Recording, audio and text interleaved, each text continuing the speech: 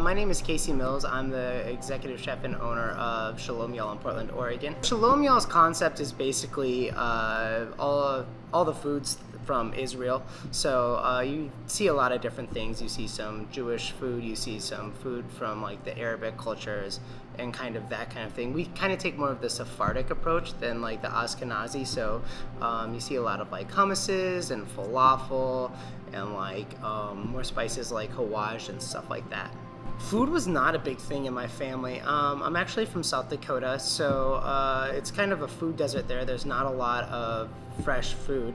And then on top of that, my mom did not really cook. So I grew up kind of eating more like fast food or like at like convenience stores, things like that. So I really didn't get involved in food until I was about 18 years old. And when I was 18, my dad and me were having a lot of conversations about what the next chapter of my life is going to be and what I wanted to do. And at that point, all I really wanted to do with my life was like party and have fun. And, you know, I knew that at some point I would have to start making some money and like start doing something to take care of myself. And I ended up deciding one night that I wanted to make manicotti for my friends. And I just remember that night when I was like making the manicotti, I was like trying to put like actual effort into it and try and care about it. And I remember when I was sitting there tasting the filling, thinking that maybe cooking is something that I could get into. And literally like 2 days later, my next door neighbor came over and asked to borrow something from us, and we started talking, and I found out he was a chef in the town that I lived in. And I told him that I was interested in food, and he was like, why don't you come work for me? And like literally 2 days later, I was in the kitchen and working for him. So that was kind of how the journey started. And then from there, my girlfriend at the time had family that lived out here, and I knew that at some point I wanted to get out of South Dakota. And so I decided that moving out here and going to culinary school was like the best thing that I could do. And at that point, I was kind of taking a stab in the dark with food.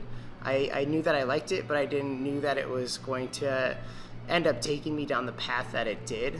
But it was definitely the right decision, and I've never really looked back since.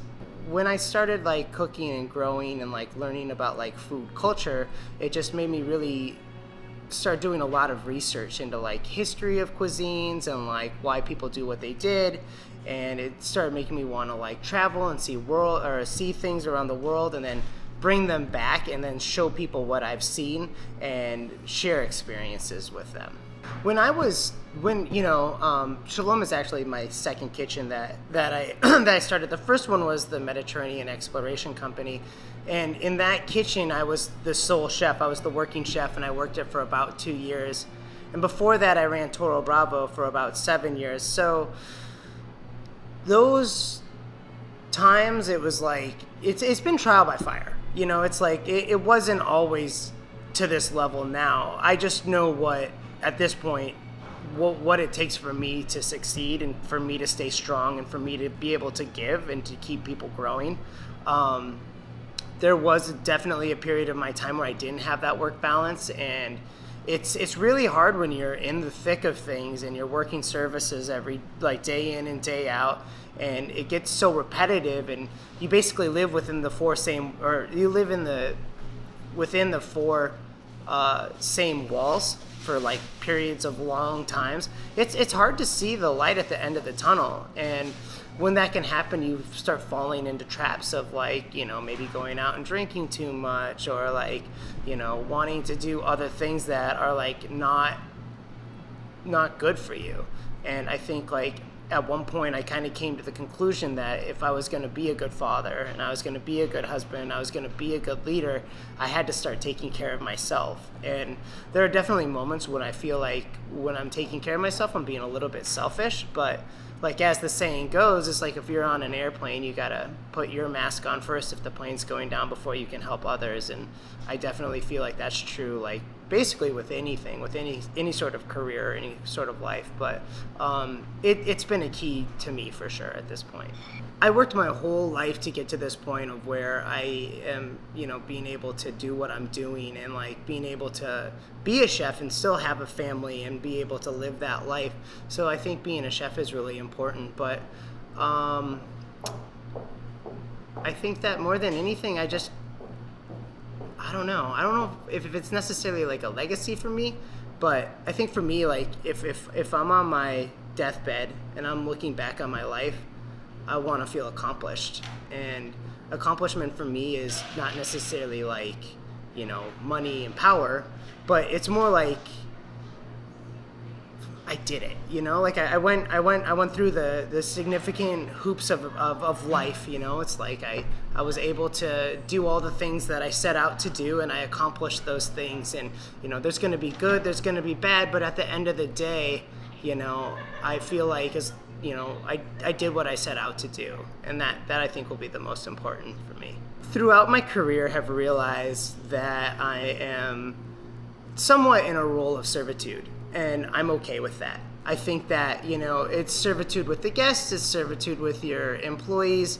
It's just the whole kind of thing is about that. And I think that's why that I continue to give to myself and take care of myself, is because that what I do when I'm working is I'm giving, and I'm taking my time to teach other people and to move forward and to try my hardest to give good food to people. And I feel like that level of servitude is a great thing, because it keeps me humble, it keeps me moving forward.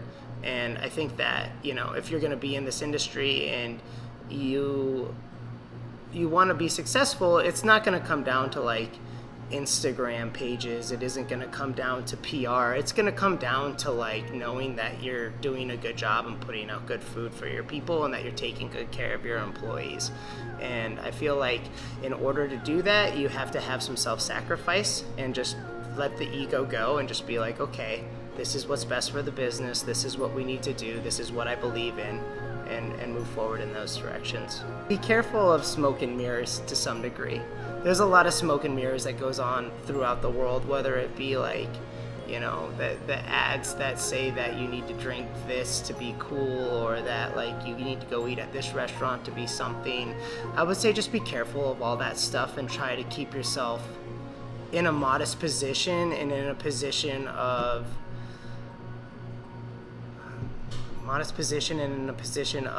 like not overconsumption.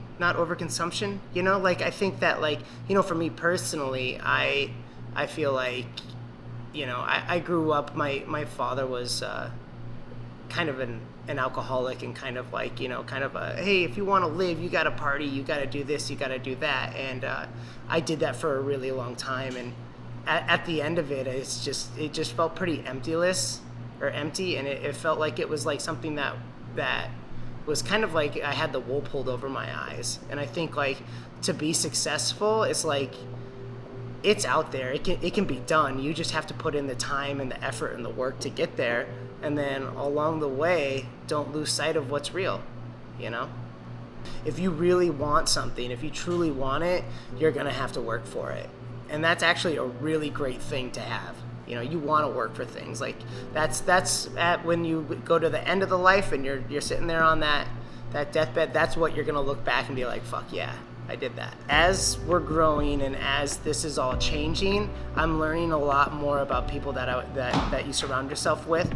And I think that it truly matters. It used to be I was kind of like, hey, if the cook can start soon, I'll get them in. Like I would kind of take people more for convenience than I would for what I truly needed. And I think now I'm at this point where like surrounding yourself with people it's a huge thing, and you want to surround yourself with the right people. So I think at this point, I look for people that they just naturally want to be leaders. They just naturally are self-motivated. They have good attitudes. They're into it for the right reasons. They have their heart into the fact that they just want to cook food and do the right thing. I think a lot of times in this industry, you can get very ego-driven, and I think when that happens, it's like the people that are ego-driven, they lose sight of like what's truly important. And it might not necessarily be the dish that you want to cook, But the thing is it's a restaurant that's busy, and it's, you know, there's a lot of other things in the restaurant business other than just the cooking, you know. And so I kind of try to look for people that see those things and appreciate those other aspects, you know. It's like, you know, making sure that they see that, like, you know, we keep the kitchens clean, and that we work on the stoves, and that we try to give them a good environment so that they can, like, flourish. I think you have to pay your cooks well. I think I truly believe in that.